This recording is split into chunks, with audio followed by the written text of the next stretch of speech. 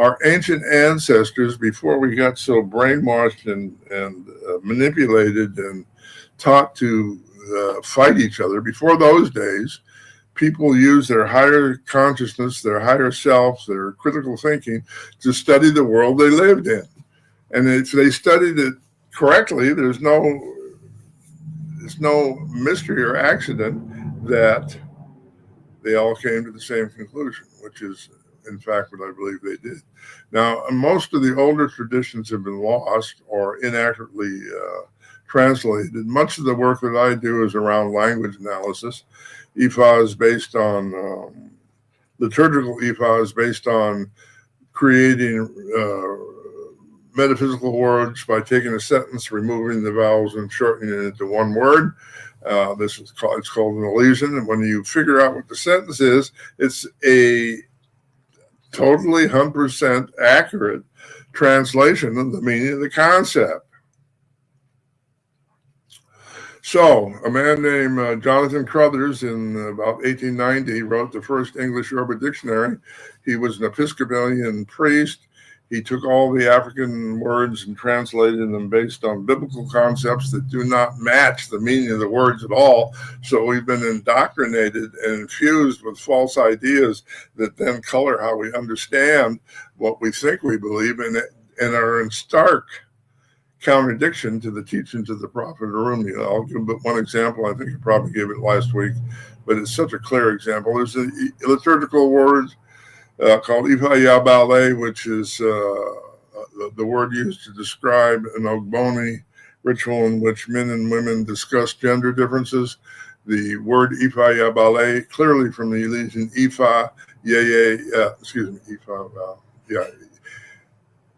the Ifa Baba Yeye Ile, meaning the wisdom of the fathers and the mothers of earth. Okay, pretty clear. Anybody that speaks even rudimentary Yoruba would translate that phrase in that manner.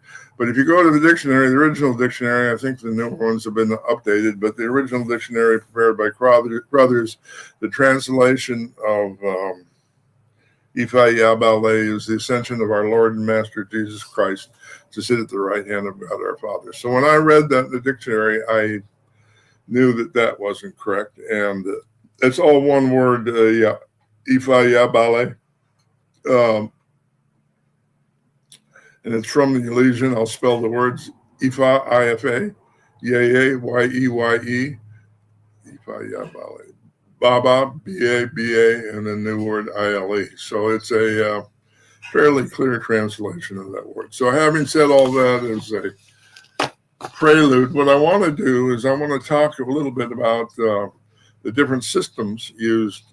I want to be clear. There's different systems of divination. I'm not talking about divination tools. I'm not talking about interpretation. I'm talking about simply the divination methods that, as an Awo, in addition to being able to refer people to the appropriate elders to fix problems, we also are keepers of the faith. As an Awo, I wasn't chosen, I don't believe, because I'm better than anybody else or that any Awo is better than anyone else. I certainly never been considered myself a high priest, and nobody in Ode Ramel considers an Awo a high priest. They're priests among different priesthoods, and everybody has their personal function. So the main aptitude for being an Ifa priest in traditional Yoruba culture is having a good memory, because it's our job to be keepers of the faith and make sure the faith, as part of an oral tradition, gets passed on from generation to generation. Can we talk about that good memory before we go on? Because, when I actually brought this information to the table, a lot of people are like, so it's an oral tradition, there's nothing written down, so that invalidates it, right? And so I explained that it's in song format. And so the reason why it's able to be remembered is because it is sung in the song format. And just like you remember songs, I remember songs as Mary Had a Little Lamb. Right. I remember all these songs, the wheels on the bus go round and round since I was 5 years old. So if you understand that these people are taught these songs from a young age, could you kind of get into that? Yeah, that's a good point. We'll get into that before we get into the what I call the nuts and bolts of today's conversation. Every year in Ode-Ramo and throughout Nigeria on June 23rd, the Egbe Ifa meets in public and recites the entire corpus of Odu Ifa. Now, we think we have a lot written down. We don't even, the books we have on Odu Ifa is maybe 2 or 3 verses per Odu. In truth, in Africa, there's between 1, 2, and 300 verses per Odu. And each of those verses is memorized and recited in public. So this dispels a number of misconceptions, but let's start with the obvious one. If you're reciting the entire corpus of Odu, Odu explains why we do things, how we do initiations, what's the metaphysical point. It explains healing. It explains our system of justice. It explains our system of protection. It explains our system of herbal medicine. It explains our system of using altered states of consciousness to heal. The point being that if you go to Ode-Ramo on June 23rd and you sit in the marketplace and listen to the corpus of Odu Ifa being recited, there are no secrets. There are no secrets, none. They're all spoken out loud. Anybody can come by and listen and learn. All right. And so the way the system works is this. The recitation of Odu on June 23rd typically starts with 8 or 9-year-olds. Someone will be chosen to stand up and recite what they remember. At the end of each sentence, hear me, at the end of each sentence, if they got the sentence right, the elders, meaning the grandfathers, will say, Hein, which is kind of like hup in the Baptist church. Hein, I believe hup is a retention of that. But in any case, the word hein means you got that right. So the child will recite a sentence. And at the end of the sentence, if the elders don't say hein, that means he got the sentence wrong. He's got to go back and try again. And if he screws it up 3 times in a row, they have him sit down and they have a 10-year-old stand up. So at any given time, there's a dozen children that can recite the entire corpus of Odu Ifa as it was expressed 10,000 years ago, with few, if any, mistakes. And it refers to a depth of wisdom that is far superior to anything I ever learned in university. And I went to some of the best European schools there are. So can you get into like written language, and why is it? Because I was saying that written language is to be interpreted, and it's also to be manipulated, right? But oral tradition, you have to get it right. What do you think? Yeah, well, I think it's a long, long conversation. But yes, the notion that written is better than oral is a colonialist idea.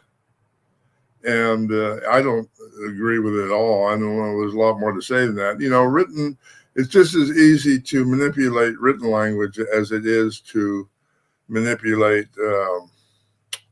oral language. I'll give you an example of that. All right. You ready for an example of that? Yes, definitely. The manipulation of written language? Yes, go ahead. Okay.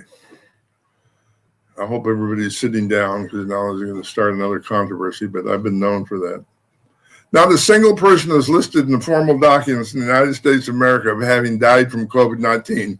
Not one, hear me, not one person is listed as being death by COVID. Every single document that the media has attributed to death by COVID, the official document says deaths with COVID.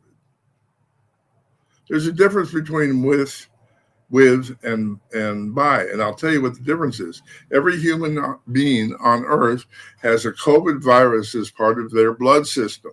We all have COVID, everybody. What the issue is, does that virus become malignant? And does it become malignant to the point where it kills people? The answer is we don't know. But if you try to say anything like I'm saying now, hopefully we won't be censored. You will be told that you're lying, that you're making up news, that you're not doing science. I'm sorry, it's just the opposite. I am doing science. You're making stuff up and calling it science. That doesn't make it so. Google search the scientific definition of COVID-19 virus, and you can't find it because it doesn't exist. All right. So we're dealing with an illusion on top of an illusion on top of an illusion, and it's all in writing, and people believe it. And there we are. Okay. So the drug companies were able to pass laws in Congress allowing them to change the definition of a virus, allowing them to change the definition of death by a virus, and allowing them to identify an illness that had not been proven through the standard scientific methods. So what's happening there is the ability to manipulate information on a global level. All right, so how were they able to do that? I'm not sure I want to go into that, but I'll just nod that direction briefly since you asked the question. When you go to Congress and you say, I want to change the laws so that it no longer reads death by COVID, but death with COVID, most sane, responsible politicians will say, oh, no, we can't do that. We represent the people. And then the people who want that change say, yes, but I got pictures of you in a compromising situation with children. What do you want to do? Go along with my request, or do you want me to release the pictures? That's the world we're living in. And it's got nothing to do with what's written down and what's oral, right? The people that hold the truth are accused of being conspiracy theorists. You know, the things I just said about COVID, look it up. Don't take my word for it. I don't care if you believe me. You know, I spent 2 years reading all the medical journals. You know, so I feel that my opinion on those things is based in science, and most of the nonsense I hear in the media isn't. But that's just my opinion.